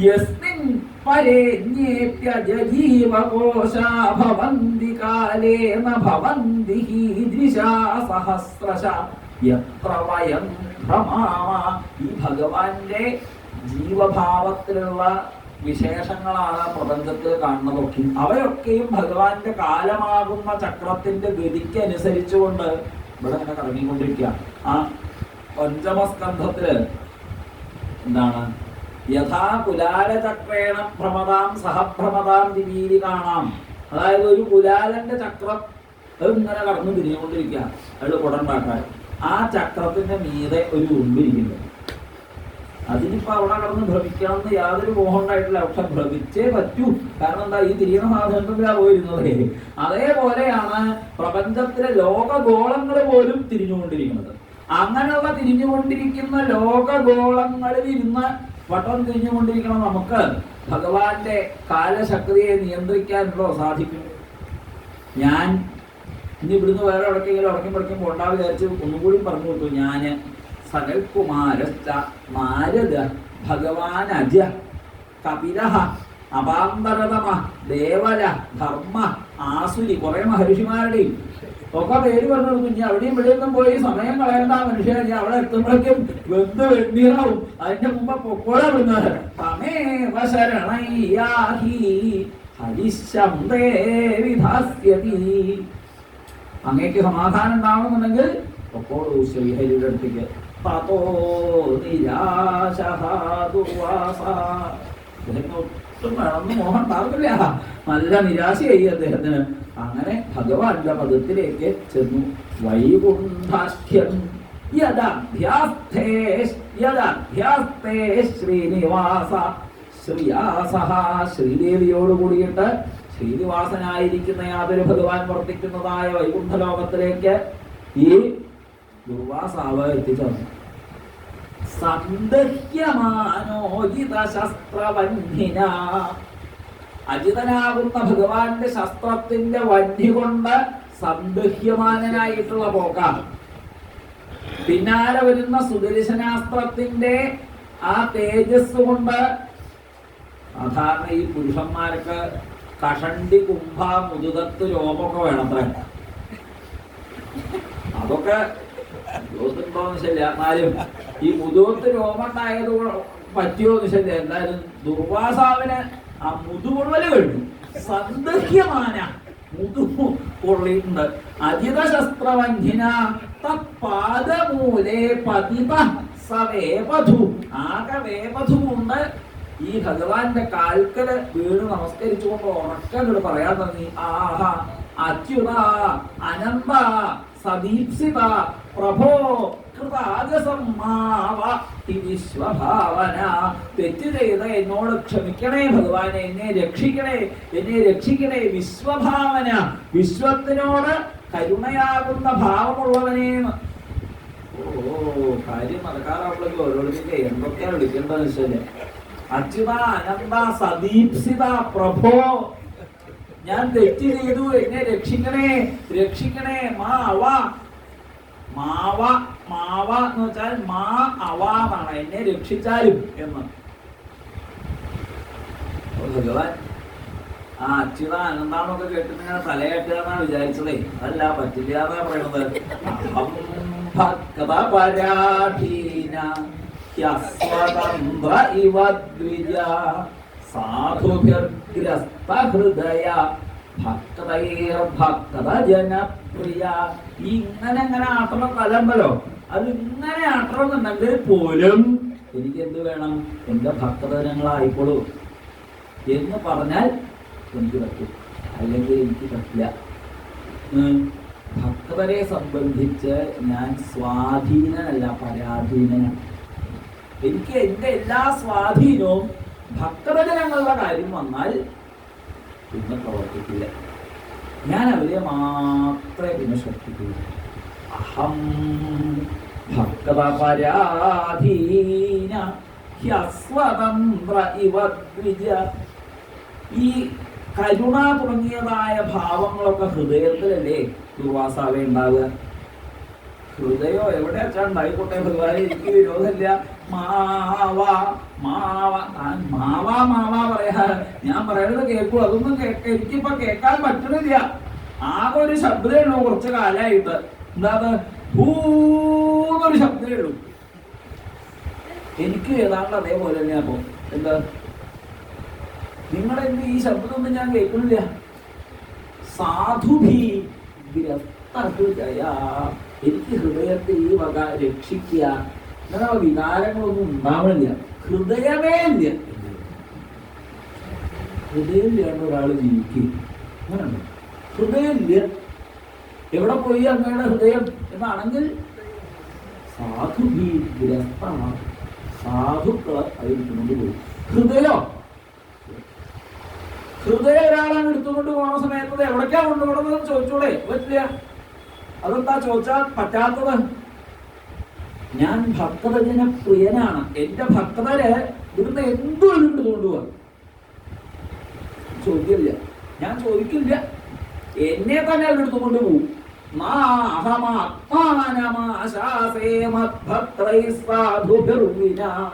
സജ്ജനങ്ങളോട് കൂടിയിട്ടല്ലാതെ ഇരിക്കാൻ ഞാൻ ഒട്ടും ആഗ്രഹിക്കുന്നില്ല. എന്റെ ലക്ഷ്മി ദേവിയെ കൂടി എനിക്ക് സജ്ജനങ്ങൾ കഴിഞ്ഞിട്ടേ ഉള്ളൂ. കാരണം എന്തുകൊണ്ട് സജ്ജനങ്ങളോട് ഇത്ര ഇഷ്ടം എനിക്കാന്നല്ലേ? ഈ ലക്ഷ്മി ദേവി എന്നെ എപ്രകാരത്തിൽ ഞാനാണ് ഏറ്റവും പരമദൈവതം എന്ന് വിചാരിച്ച് എന്നെ ആശ്രയിച്ചിരിക്കുന്നുവോ, ഇതേപോലെ പാതിപ്രത്യനിഷ്ഠയോട് കൂടിയിട്ടാണ് എന്റെ യഥാർത്ഥ ഭഗവാൻ എന്നെ സേവിക്കുന്നത്. രാമാനുജാചാര്യരെ വിശിഷ്ടാദ്വൈതം പ്രചരിപ്പിച്ചതായിട്ടുള്ള മഹാത്മാവ് അദ്ദേഹത്തിന്റെ ഭക്തജനങ്ങളായിരിക്കുന്ന വൈഷ്ണവർക്ക് ദീക്ഷ കൊടുക്കുമ്പോ ഉപദേശിക്കുന്നത് എന്താ? ഒരു പതിയെ പത്നി എപ്രകാരം പാതിപ്രത്യനിഷ്ഠയോട് കൂടിയിട്ട് പരിചരിക്കുന്നുവോ അതേപോലെ ഭഗവാനെ പരിചരിക്കാനാണ്. യേഷാം അഹം പരാഗതി, അവർക്ക് ഞാനാണ് പരമമായ ഗതി. അതിനപ്പുറം അവരൊന്നും വിചാരിക്കുന്നില്ല. അപ്പോ ആ ശിഖ എന്താ ഈ ശിഖ മുറിക്കരുത് പറയുന്നത്? ആ ശിഖ ഈ പാതിപ്രത്യത്തിന്റെ സാധന കൊണ്ട് യാതൊരു പരമാർത്ഥത്തെ ആശ്രയിക്കുന്നുവോ ആ പരമാർത്ഥത്തെ ആശ്രയിക്കുന്ന ഞാൻ പത്നി പതിയോട് എന്നതുപോലെയുള്ള കൂറ് എന്റെ ഭഗവാനോട് കാണിക്കുന്നുണ്ട്, താൻ ആചരിക്കുന്ന ധർമ്മത്തോട് കാണിക്കുന്നുണ്ട് എന്നുള്ളതിന്റെ സൂചകമാണ് ഈ ശിഖ. അതാണ് അത് മുറിക്കരുത്. ഒരു ദീക്ഷ എടുക്കണു എന്ന് പറഞ്ഞാൽ ആ സമയത്ത് എന്താ ചെയ്യണത്? ആ പാതിപ്രത്യനിഷ്ഠയോട് കൂടിയിട്ട് പതിപത്നിയെ എന്നതുപോലെ ആരാധിക്കുകയാണ്. ഏത് ധർമ്മത്തെയാ താൻ കൊണ്ടു നടക്കുന്നത് വെച്ചാൽ. അപ്പൊ അങ്ങനെ ഒരു നിഷ്ഠ വേണം എന്നർത്ഥം. അങ്ങനെ നിഷ്ഠയോട് കൂടിയിട്ട് എന്നെ ഭജിക്കുന്നവരാണ് സജ്ജനങ്ങള്. ഇനി അത് വിസ്തരിക്കുക ഭഗവാൻ.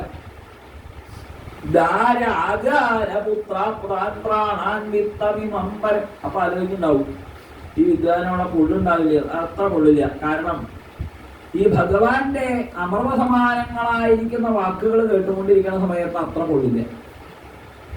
അത് കേൾക്കാണ്ടിരിക്കുന്നവർക്ക് വല്ലാണ്ട് പുള്ള്. ഇതിങ്ങനെ കേൾക്കുമ്പോ അത്ര കുഴപ്പമില്ല.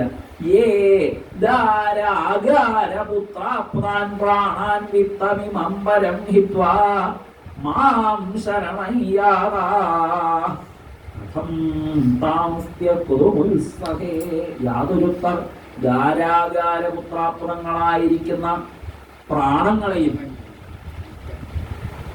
ഇതിനെ എല്ലാത്തിനെയും വിട്ട് എന്നെ ശരണം പ്രാപിച്ചിരിക്കുന്നുവോ അവരെ ഞാനെങ്ങനെയാ ഉപേക്ഷിക്കുക? ഞാനേ ശരണം എന്ന് പറഞ്ഞിട്ട് എന്റെ അടുത്തേക്ക് വന്നു ചേർന്നിരിക്കുന്നവര് അവര് എന്റെ ഹൃദയം അവരെടുത്തുകൊണ്ട് പോയിച്ചാൽ അവരുടെ ദാരങ്ങള് ആചാരങ്ങള് പ്രാണൻ പുത്രാദികളാകുന്ന സർവ്വതും ഇവിടെ കൊണ്ടുകൊണ്ട് വെച്ചിട്ടാണ് എന്റെ ഹൃദയം എടുത്തുകൊണ്ട് പോണതേ. പിന്നെ അവരോട് ചോദിക്കാൻ കഥം അവരെ ത്യജിക്കാൻ ഞാൻ ഉത്സാഹിക്കുന്ന അല്ലയോ ബ്രാഹ്മണ അങ്ങനെ ഇരിക്കണോ? അങ്ങ് നേരത്തെ ആ മൂന്നാമത്തെ കണ്ണൊക്കെ തുറന്നല്ലോ, അതേപോലെ ആ രണ്ട് കണ്ണും ഉള്ളിലുള്ളതെങ്കിലും ഒന്ന് തുറക്കുക.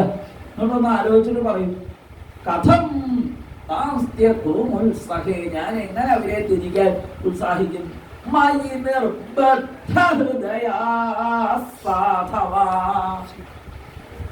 അവര് എന്നിൽ അവരെ നിശേഷേണ ബന്ധിച്ചിരിക്കുന്നു. അവരെന്നെ അവരെ എന്റെ മേലിൽ കെട്ടിയിട്ടിരിക്കുക. അവരവരുടെ ഹൃദയം എന്റെ മേലിൽ കെട്ടിയിട്ടിരിക്കുകയാണ്. അവര് സമധിക്കുകളാണ്.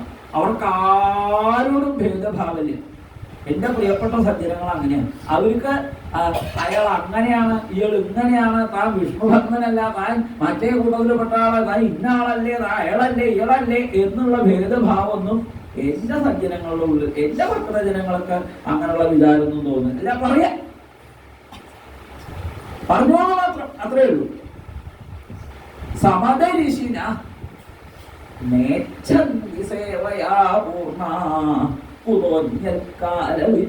അവര് വേറൊന്നും ആഗ്രഹിക്കൂല കേട്ടോ. അല്ല എന്നെ ഇപ്പൊ അവര് കേമായിട്ട് പൂജിച്ചോളം, അല്ലെങ്കിൽ ഞാൻ അങ്ങനെ ആയിക്കോളാം ഇങ്ങനെ ആയിക്കോളാം എന്നുള്ള ഈ ഒരു വക ആഗ്രഹങ്ങളുണ്ടല്ലോ, അതൊന്നും എന്റെ ഭക്തജനങ്ങൾക്കില്ല. അവർക്ക് ആകെ ഒരൊറ്റ ആഗ്രഹമുള്ളൂ, എന്നെ പൂജിക്കും. സേവയാ പൂർണ്ണ, എന്നെ കൈകാര്യം ചെയ്യുന്നത് കൊണ്ട് അവര് പൂർണ്ണ തൃപ്തരാണ്. വേറൊന്നും അവർക്ക് ചെയ്യാൻ പറ്റില്ല വെച്ചാൽ അവർക്ക് ഒരു വിരോധമില്ല. സേവയാ പൂർണ്ണ കുതോജ്ഞകാലവിദ്യുതം.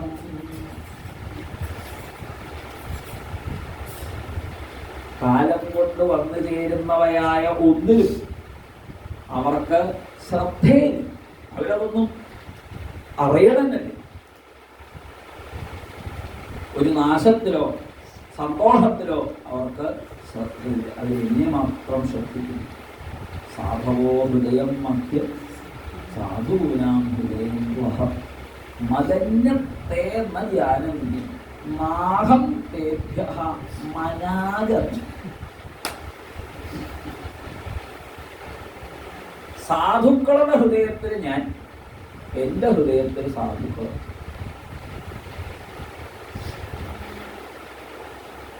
എന്നെ അല്ലാണ്ട് എന്റെ സാധുക്കള് വേറെ ഒരു വസ്തുവിനെ അറിയണില്ല. ഞാനും അതെ, എന്റെ ഭക്തരെ അല്ലാണ്ട് തരിമ്പും വേറൊന്നിനെ അറിയണില്ല എന്നാണ്. നാഹം തേഭ്യഃ മനാഗമി. അതായത് എന്റേന്ന് ഒരു ഇത്തിരിയെങ്കിലും കരുണ നാം പ്രതീക്ഷിക്കണമെന്നില്ല എന്നർത്ഥം. കാരണം അത്രയും ഞാൻ സജ്ജനങ്ങളെ അല്ലാണ്ട് വേറെ ഒന്നിനെ ശ്രദ്ധിക്കണില്ല എന്നർത്ഥം. ഇതൊക്കെ കേട്ടിട്ട് ഈ ദുർവാസാവ് മഹാദേട്ടയെന്ന് തിരിക്കണം കേട്ടോ. അദ്ദേഹം ശിവാംശഭൂതനായിരിക്കുന്ന മഹാത്മാവാണ്. നമ്മൾ ഇതുപോലത്തെ ദേവനെ കാട്ടരുത് എന്ന് തിരിച്ചിട്ടാണ് അദ്ദേഹം അവിടെ പോയി ചിന്തോട്ടുകൊണ്ടിരിക്കുന്നത്. കാരണം അദ്ദേഹത്തെ അത്യാവശ്യം ഉണ്ടായിട്ടൊന്നുമല്ല. ഉപായം കഥയിഷ്യാമി തവ വിപ്രശൃണുഷ്വതൽ. ഒരു ഉപായം അങ്ങേക്ക് പറഞ്ഞു തരാം, അത് കേട്ടോളൂ. പറയാം, കേട്ടോളൂ എന്ന് പറയണത് എന്താ വെച്ചാൽ പറഞ്ഞു കൊണ്ട് കാര്യം, അത് കേൾക്കും കൂടി വേണം. ശൃണുഷ്വതൽ, അത് കേട്ടോളൂ. അയം ഹ്യാത്മാഭിചാരസ്തേയമസ്തയ്യാതു വൈഭവാൻ സാധുഷു പ്രഹിതം തേജ പ്രഹർത്തു കുരുതേ ശിവം. അങ്ങ് ആരോടാണോ ഈ ആഭിചാരം ചെയ്തത് അദ്ദേഹത്തെ തന്നെ ശരണം പ്രാപിച്ചോളൂ. സാധുഷു പ്രഹിതം തേജ പ്രഹർത്തുഹു അശിവം കുരുതേ. സാധുക്കളോട് പ്രഹരം ചെയ്യണമെന്ന് വിചാരിച്ച് ഒരുത്തൻ തന്റെ കഴിവിനെ ഉപയോഗിച്ചാൽ അത് അയാൾക്ക് തന്നെ അപകടമായിട്ട് വരും. തപസ്, വിദ്യ, ഇതൊക്കെ എന്തിനു വേണ്ടി ഉപയോഗിക്കപ്പെടുന്നതാണ്? തപസ് കൊണ്ടാണ് ആ കഴിവുകൾ ഉണ്ടാവുക. ഒരാൾക്ക് നല്ലോണം പാട്ട് പാടാൻ കഴിവുണ്ട്. എങ്ങനെ അത് തരാവുന്നത്? തപസ് കൊണ്ടാണ്. കുറകാലത്തിന് മെനക്കണം. അപ്പോഴാണ് നിങ്ങൾ വിളുകിളുങ്ങനെ ഇങ്ങനെ ഒഴുകി വരിക. നല്ലോണം കൊട്ടാൻ കഴിവുണ്ട്, നല്ലോണം ഓടാൻ കഴിവുണ്ട്, ചാടാൻ കഴിവുണ്ട്. ഇതെങ്ങനെയാണ് സാധിക്കുന്നത്? തപസ് വേണം. നിഷ്ഠയോട് കൂടിയിട്ടുള്ള സാധന ചെയ്തുകൊണ്ടേയിരിക്കണം. അപ്പോഴാണ് ഒരു കഴിവുണ്ടാകുക. ആ വിദ്യയും ആ വിദ്യയെ സംബന്ധിച്ചിട്ടുള്ള എന്താണ് തിയറിറ്റിക്കൽ ആൻഡ് പ്രാക്ടിക്കൽ നോളജ്. ഇത് എന്തിനു വേണ്ടിയിട്ടാണ് ഉപയോഗിക്കുന്നത്? തപോ വിദ്യാച വിപ്രാണ നിശ്രേയസകരേ ഉഭേ. ഈ രണ്ടും നിശ്രേയസകരങ്ങളാണ്. നിശ്രേയസ് വെച്ചാൽ മോക്ഷം. മോക്ഷം എന്ന സ്ഥിതിയിലേക്ക് എത്തിക്കാൻ വേണ്ടിയിട്ടുള്ളതായ മാർഗങ്ങളായിട്ട് ഈ രണ്ടിനെ ഉപയോഗിക്കണം. പക്ഷേ അത് അതിനല്ലാതെ കണ്ട്, അതിന്റെ താല്പര്യം അറിയാതെ കണ്ട് വിനിയോഗിച്ചാൽ എന്ത് പറ്റും? ദുർവിനീതസ്യ കൽപ്പേതേ കർത്തുരന്യഥാ. അതൊക്കെ വിനയല്ലേ?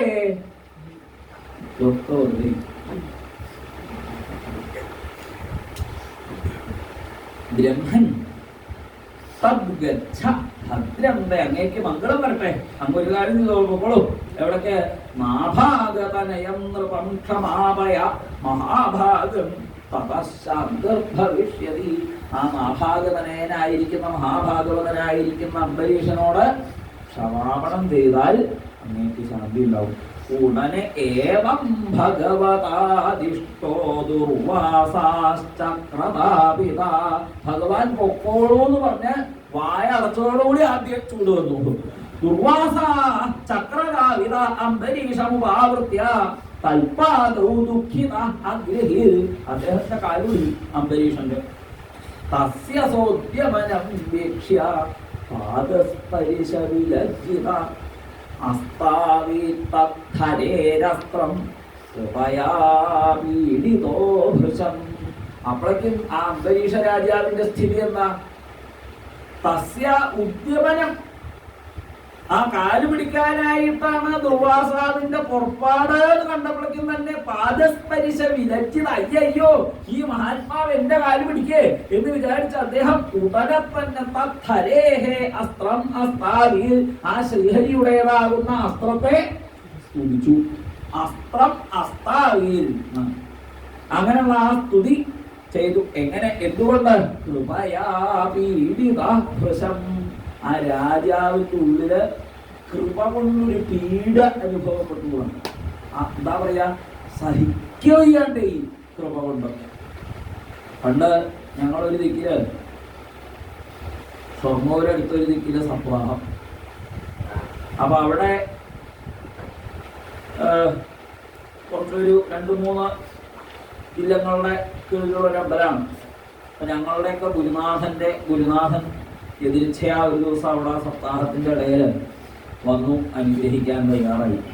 അപ്പൊ അദ്ദേഹം ബ്രഹ്മസ്വ മഠത്തിലുണ്ടായിരുന്ന കാലത്ത് ഈ അമ്പലത്തിന്റെ ഊരായ്മയുള്ള ഒരു ഇല്ലത്തെ ഒരു ഉണ്ണി മഠത്തിൽ പഠിക്കുന്നു. അപ്പൊ അന്ന് ഇവരൊക്കെ വളരെ ദാരിദ്ര്യമായിട്ട് കഴിയുന്ന കാലത്താണ് ഈ മഠത്തിൽ കൊണ്ടാക്കി അവിടെ പഠിക്കണതൊക്കെ. അപ്പൊ ഞങ്ങളുടെ ഗുരുനാഥൻ അവിടെ ഇവരെയൊക്കെ ഒരു അനിയന്മാരുടെ പോലെ വളരെ വാത്സല്യത്തോട് കൂടിയിട്ട് സംരക്ഷിക്കുകയും അവരെ ഇടയ്ക്ക് കളിക്കാൻ കൊണ്ടുപോവുക, അവർക്ക് പാട്ട് പഠിപ്പിക്കുക, അല്ലെങ്കിൽ അവരെ കൊണ്ട് കുറേ സ്വഭാവബോധം വായിപ്പിക്കുക, ഇടയ്ക്ക് സിനിമയ്ക്ക് കൊണ്ടുപോവുക, അതുപോലെ നല്ല ഭക്ഷണമൊക്കെ വാങ്ങിക്കൊടുക്കുക. ഇങ്ങനെയൊക്കെ ചെയ്യുന്നത് കൊണ്ട് ഒരു ഇല്ലത്ത് നിന്ന് അവർക്ക് കിട്ടാതെ പോയ സ്നേഹവാത്സല്യങ്ങളൊക്കെ ഇദ്ദേഹത്തിൽ നിന്ന് കിട്ടിയിരുന്നു. അപ്പൊ അതിനുള്ളൊരു സന്തോഷം കൊണ്ട് ആ ഇല്ലത്തെ അദ്ദേഹത്തിന് ദക്ഷിണ കൊടുക്കാൻ വന്നപ്പോൾ അദ്ദേഹം പറഞ്ഞു, അമ്മ ഒക്കെ ഇദ്ദേഹം മഠത്തില് ഈ കുട്ടികളോടൊപ്പം കാണിച്ചേരുന്ന ആ ഒരു മനോഭാവം സഹിക്കേ എന്ന് പറഞ്ഞു. നമ്മൾ കേട്ടാ സ്വതവേ ഒരാൾക്ക് എന്താ തോന്നുക? അപ്പൊ അത് ഈ അങ്ങനെ പൊതുവിലുള്ള ഒരു പ്രയോഗമല്ല. സന്തോഷം സഹിക്കുകയ്യ. സന്തോഷം അങ്ങനെ സഹിക്കാൻ വയ്യാണ്ടേ അങ്ങനെ ആവും. അതിന്റെ അർത്ഥം എന്താ? അതിന്റെ ആ നിറവ് കൊണ്ട് അത് ഹൃദയത്തിൽ സംരക്ഷിക്കാൻ പറ്റാത്ത അത്രയും ആനന്ദം, ആ വാത്സല്യം ഏത് ഭാവമായാലും അതിനെ കൃപയാ പീഡിത. കൃപ കൊണ്ട് അങ്ങനെ പീഡിക്കോ എന്ന് വെച്ചാൽ അത് പീഡിക്കും. കൃപ ഉള്ളിലും മറഞ്ഞു വശാവുകയാണ് അർത്ഥം. കൃപയാ പീഡിത ഭൃശം. അങ്ങനെയുള്ള ആ രാജാവ് അംബരീഷന് രാജാവ് ചെയ്യുന്ന സ്തുതി സുദർശനത്തോളം. എന്നിട്ട് പറഞ്ഞു, എന്തെങ്കിലും തപസ്സുകൊണ്ട് ഞാൻ ചെയ്തിട്ടുള്ള വല്ല നന്മ ഉണ്ടാകുന്നുണ്ടെങ്കിൽ അതിന്റെ പുണ്യം മുഴുവനും അങ്ങേക്ക് സമർപ്പിക്കുന്നു. ഈ ബ്രാഹ്മണൻ ഒരു ദോഷവും അദ്ദേഹത്തിന് വരരുതേ എന്ന് പ്രാർത്ഥിക്കുകയാണ്. അതോടുകൂടിയിട്ട് ആ സുദർശന ചക്രം ശമിച്ചു. ആ അസ്ത്രാഗ്നിതാപത്തിൽ നിന്ന് മുക്തനായിട്ടുള്ള ദുർവാസാവ് വളരെ സ്വാസ്ഥ്യത്തെ അനുഭവിച്ചുകൊണ്ട് രാജാവിനെ അതികലശരായിട്ട് സ്തുതിച്ചു. ധാരാളം ആശിസ്സുകൾ നൽകിക്കൊണ്ട് സ്തുതിച്ചു. എന്താ രാജാവിനോട് പറഞ്ഞത്? അഹോ അനന്തജാസാനം മഹത്വം ദൃഷ്ടമദ്യമേ. അഹോ, അത്യത്ഭുതമായിട്ടുള്ള ഒരു വാക്കാണത് അഹോ എന്ന്. അനന്തദാസന്മാരുടെ മഹത്വം എനിക്കിന്ന് മനസ്സിലായി. എന്താ അനന്തദാസന്മാരുടെ മഹത്വം? എന്താ വികാരപദാസന്മാരുടെ മഹത്വം? അത് ഞാൻ ഇന്ന് കണ്ടു എന്നാണ്. എന്താ ഞാൻ കണ്ട ആ മഹത്വം? കൃതാഗസോതി യദ്രാജൻ മംഗളാനി സമീഹസേ. അങ്ങോട്ട് ഉപദ്രവിച്ചാലും ആ ഉപദ്രവിച്ച ആൾക്കും കൂടി മംഗളം വരട്ടെ എന്ന് വിചാരിക്കലാണ് അനന്തദാസന്മാരുടെ വികാരപദാസന്മാരുടെ മഹത്വം. എനിക്ക് മനസ്സിലായി. അതാണ് പ്രഹ്ലാദൻ ആ നരഹരിയെ സ്തുതിക്കുന്നതായിട്ടുള്ള രംഗം പഞ്ചമസ്കന്ധത്തിൽ പറയുമ്പോൾ അവിടെ എന്താ അദ്ദേഹം പ്രാർത്ഥിക്കുന്നത്? സ്വസ്യസ്തു വിശ്വസ്യ ഖല പ്രസീദത. അങ്ങ് ഈ നല്ല നല്ല ആൾക്കാരോടൊന്നും പ്രസാദിക്കുന്നു വേണ്ട, അങ്ങ് ദുഷ്ടന്മാരോട് പ്രസാദിക്കൂ. നേരെയാവട്ടെ, ദുഷ്ടന്മാര് നേരെയാവട്ടെ. അവരുടെ മനസ്സിൽ ചെറിയ എന്തെങ്കിലും കളങ്കങ്ങൾ ഉണ്ടാവും, അതങ്ങ് പ്രസാദിച്ചാൽ പോവും. നല്ല ആൾക്കാർ പിന്നെ സ്വതേന നല്ലവരാണോ? അവരോട് പിന്നെ അങ്ങ് പ്രത്യേകിച്ച് പ്രസാദിക്കേണ്ട ആവശ്യമില്ല. അങ്ങ് നല്ലോണം പ്രസാദിച്ചതുകൊണ്ടാണ് അവർക്ക് നല്ല ആൾക്കാരായിട്ട്. അപ്പൊ ഇനി ആരെങ്കിലും പ്രസാദിക്കാൻ ബാക്കിയുണ്ടോ നോക്കിയിട്ട് ആരെങ്കിലും കിട്ടാണ്ടോ, പ്രസാദം കിട്ടാണ്ടോ, പ്രസാദം മേടിക്കാത്തവര് വരിക, പ്രസാദം കിട്ടാത്തവരൊക്കെ വന്നോളൂ വന്നോളൂ എന്ന് പറഞ്ഞാൽ അവരെയാണ് പ്രസാദിച്ചാൽ മതി. അപ്പൊ അതിന് ഈ ചില ഉദ്രവിച്ചോ അതൊക്കെ ഉണ്ടാവും. അത് അന്ന് അവർക്ക് വേണ്ടതേ പ്രസാദിക്കാത്തതുകൊണ്ട് വേഗമായിട്ട് പ്രസാദിച്ചാൽ അവരൊക്കെ നേരെ കൊടുക്കും എന്നുള്ള ഛായയില് ഇങ്ങോട്ട് ഉപദ്രവിച്ചവരും കൂടി നല്ലത് വരട്ടെ എന്ന് വിചാരിക്കുന്നതാണ് മഹത്വം ദൃഷ്ടമദ്യമേ. സജ്ജനങ്ങളുടെ മഹത്വം എന്ന് എനിക്ക് ദുഷ്കരക്കോന്നു സാധൂനാം. സാധുക്കൾക്ക് ദുഷ്കരമായിട്ട് എന്താ ഉള്ളത്? അവർക്ക് ത്യജിക്കാൻ പറ്റാത്തതായിട്ട് എന്താ ഉള്ളത്? ഭഗവാൻ ശ്രീഹരി അവരുടെ കയ്യിലുണ്ട് എന്നുള്ളത് കൊണ്ട് അത് മാത്രമേ അവർക്ക് വേണ്ടൂ. വേറെ ഒന്നും ത്യജിക്കാനും അവർക്ക് ഒരു വിരോധമില്ല. യന്നാമശ്രുതി മാത്രേണ പുമാൻ ഭവതി നിർമ്മല തസ്യ തീർത്ഥപദ കിം വാദാസാനാം അവശിഷ്യതേ. തീർത്ഥവാദനായിരിക്കുന്ന ആ ഭഗവാന്റെ ദാസന്മാർക്ക് ഇനി എന്താ വേണ്ടത്? എങ്ങനെയുള്ള തീർത്ഥവാദനായിരിക്കുന്ന ഭഗവാൻ? യസ്യ നാമസ്മൃതി മാത്രേണ പുമാൻ എന്താണ് നിർമ്മലഃ ഭവതി. ഒരു മലവുമില്ലാത്തവനായി തീരും. ഭഗവാന്റെ നാമത്തെ സ്മരിച്ചാൽ ചൊല്ലൊന്നും വേണ്ട, ചൊല്ലണമെന്നില്ല. കുറെ ആൾക്കാർ അങ്ങനെ സ്മരിക്കുന്നവരുണ്ട്. അതുകൊണ്ട് അവരൊക്കെ ഇങ്ങനെ വലിയ കുഴപ്പമില്ലാണോ നടക്കുന്നത്. കാരണം ഈ അങ്ങോട്ടും ഇങ്ങോട്ടുള്ള പേരൊക്കെ അങ്ങനെയുള്ളതാവും. ഗോവിന്ദ്, നാരായണൻ, ഭാസ്കരൻ, വാസുദേവൻ ഇതൊക്കെ ആവും പേര്. വായ തുറന്നാ കുറ്റേ പറയുള്ളൂ. പക്ഷെ ഉള്ളിൽ എപ്പോഴും തിരുമേനെ സ്മരിക്കുന്നതുകൊണ്ട് വലിയ തിരക്കടിലാണ് നടക്കുക. പലതും ഉണ്ട് അങ്ങനെ നടണവരെ.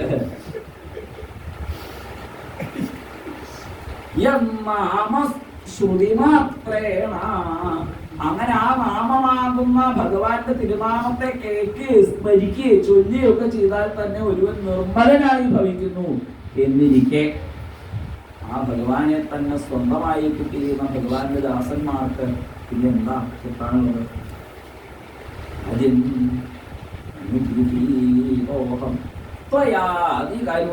എനിക്കിപ്പോ തന്നെ പറയാനുള്ളൂ. രാജൻ ത്വയാ അനുഗൃഹീതഃ അഹം ത്വയാ അതികരുണാത്മനാ മദഖം പൃഷ്ഠതഃ കൃത്വാ പ്രാണായന്നേഭിരക്ഷിത. എന്റെ സർവപാപങ്ങളെയും ഇല്ലാതെയാക്കി എന്റെ പ്രാണങ്ങളെ അങ്ങ് രക്ഷിച്ചുല്ലോ. ആ രാജാവിനോട് വളരെ സന്തോഷമായി എന്ന് അദ്ദേഹം പറയുന്നു. ഇതുവരെ ഭക്ഷണമൊന്നും കഴിച്ചിട്ടില്ല. പ്രത്യാഗമന കാംക്ഷ കൊണ്ട് കാത്തു നിന്നിരുന്ന രാജാവ് ചരണാവുപസംഗിത്യ പ്രസാദ്യ സമതോദരേ. അദ്ദേഹം ഈ മറുപടിയായിട്ട് ദുർവാസാവ് പറഞ്ഞ വാക്കുകൾ അദ്ദേഹം നിർത്തിയതോടുകൂടി ആ ദുർവാസാവിന്റെ കഴുത്തലയ്ക്ക് വെച്ചിട്ട വഴിപോലെ നമസ്കരിച്ച് ഇന്ന് എന്നോട് പ്രസാദിക്കണം, ഇന്ന് ഭക്ഷണം കഴിക്കണം എന്നാ പറഞ്ഞത്. വളരെ ഭംഗിയായി ഭക്ഷണമൊക്കെ കഴിച്ച് തൃപ്താത്മാവായിരിക്കുന്ന ആ മുനി ഭുജ്യതാം ഭുജ്യതാം, കഴിക്കൂ കഴിക്കൂ കഴിക്കൂ എന്ന് ആദരവോടുകൂടിയിട്ട് വളരെ പ്രീതിയോടുകൂടിയിട്ട് രാജാവിന് ഭക്ഷണം ഒക്കെ കൊടുക്ക കഴിഞ്ഞിട്ട് അവിടെ നിന്ന് യാത്രയായതായിട്ടുള്ള ഈ ചരിത്രം ഇപ്പോഴും സ്വസ്ത്രീകളൊക്കെ അങ്ങോട്ടും ഇങ്ങോട്ടും പാടിക്കൊണ്ടിരിക്കുകയാണ്. അത്ര ദുർവാസാവ് ചെയ്തതായിട്ടുള്ള ഈ പ്രവൃത്തിയെ കുറിച്ചിട്ടുള്ള കഥകള് അവരൊക്കെ ഇപ്പോഴും അങ്ങോട്ടും ഇങ്ങോട്ടും പാടിക്കൊണ്ടിരിക്കുന്നു. ഇത് പറഞ്ഞതിന് ശേഷം ദുർവാസാവ് അവിടെ നിന്ന് യാത്രയായതും പിന്നെ അനവധി കാലം ഇവിടെ നിന്ന് ദുർവാസാവ് പോയിട്ട് തിരിച്ചു വരണത് പോലെ രാജ തിരിച്ചു വരണത് വരെ ഭക്ഷണം കഴിക്കാതെ കണ്ടിരുന്നിരുന്ന ആ രാജാവ് ഭക്ഷണം കഴിച്ചു. അംബരീഷൻ അതിനുശേഷം ഭഗവാന്റെ പരമാനുഭാവത്തെ കുറിച്ച് വീണ്ടും വീണ്ടും ആലോചിച്ചും കൊണ്ട് അവിടെ കഴിഞ്ഞുകൂടി. ഇങ്ങനെയുള്ള ഏവം വിധ അനേക ഗുണ, ഇപ്രകാരത്തിലുള്ള വിധത്തിലുള്ള അനേക ഗുണങ്ങളോടുകൂടി ആ രാജാവ് പരമാത്മാവായിരിക്കുന്ന ഭഗവാൻ വാസുദേവനിൽ തൻ്റെ സകല ക്രിയകളും ക്രിയകളെ കൊണ്ടും ചെയ്തതായിട്ടുള്ള ഭക്തി നിമിത്തമായിട്ട് എന്താണ് ഭഗവത്പാദത്തെ പ്രാപിച്ചു. തൻ്റെ രാജ്യമൊക്കെ മക്കൾക്കൊക്കെ വിട്ടുകൊടുത്ത് അദ്ദേഹം തപസ്സിനായിട്ട് പോയിട്ട് ഭഗവാനെ പ്രാപിച്ചു എന്നുള്ള ഈ പുണ്യവാഖ്യാനം അംബരീഷസ്യ ഭൂപതേഹേ, അംബരീഷനാകുന്ന രാജാവിൻ്റെ ഈ പുണ്യവത്തായിരിക്കുന്ന ആഖ്യാനത്തെ സങ്കീർത്തിച്ചും അനുധ്യാനം ചെയ്തും ഭക്തൻ ഭഗവാന്റേതായി തീരും എന്നാണ് അതിൻ്റെ ഫലശ്രുതി. ഭക്തൻ ഭഗവതഃ ഭക്തഃ ഭവേത് എന്നാണ് ഇതിൻ്റെ ശരിക്കുള്ള അർത്ഥം. ഭഗവാന്റെ ഭക്തനായി തീരും. പക്ഷേ ഭക്തൻ ഭഗവതഃ ഭവേത് എന്നതിനെ വ്യാഖ്യാനിക്കാം. അങ്ങനെ യാതൊരു ഭക്തൻ സഞ്ചരിക്കുന്നുവോ അവൻ ഭഗവാന്റെ തീരും എന്ന് അതിനൊരർത്ഥം. ഇപ്രകാരത്തിലുള്ള സൂര്യവംശ തിലകമായിരിക്കുന്ന അംബരീഷനാകുന്ന ഭക്തോത്തമന്റെ ചരിത്രത്തെ ഓർത്തുകൊണ്ട് ഇപ്പോൾ നിർത്താം. ഏതായാലും രാജാവിൻ്റെ ദ്വാദശി പ്രധാനസ്ഥാനം ചെയ്തതായിട്ടുള്ള രാജാവിൻ്റെ കഥ ഈ ദ്വാദശി ദിവസം തന്നെ സ്മരിക്കാനും സാധിച്ചു. അതായത് ഗീത രാമചരിതവും കൃഷ്ണചരിതവും ഒക്കെ ഭംഗിയായിട്ട് രാവിലെ ആസ്വദിക്കാൻ ഇടവരട്ടെ എന്ന് പ്രാർത്ഥിച്ചുകൊണ്ട് വിരമിക്കട്ടെ. ആയേന വാചാ മനസേന്ദ്രിയയാ ബുദ്ധ്യാത്മനാ വാ പ്രകൃതേ സ്വഭാവാൽ സകലം പരസ്മൈ നാരായണായേതി സമർപ്പയാമി. സർവേ ഭവന്തു സുഖിനഃ സർവേ സന്തു നിരാമയാഃ സർവേ ഭദ്രാണി പശ്യന്തു മാ കശ്ചിത് ദുഃഖഭാഗ് ഭവേത്.